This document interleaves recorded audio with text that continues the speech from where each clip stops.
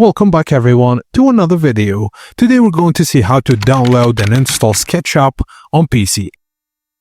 First thing first, open any browser and go to the official SketchUp website. You can find it on this URL. Download the Windows installer. The download should begin automatically when you click download on the download page of SketchUp. You can find it on their dashboard. Now go to your downloads folder, find the installer file and run it.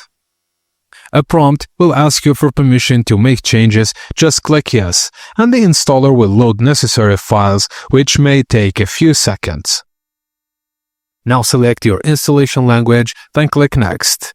Choose the destination folder where SketchUp will be installed, then click install, and wait for installation to complete, usually under a minute. Now click finish when the process is done, and a SketchUp shortcut icon will now appear on your desktop.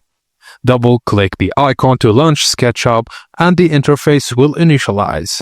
And done, you've successfully installed SketchUp on Windows. Thank you guys for watching, and please don't forget to like and subscribe for more.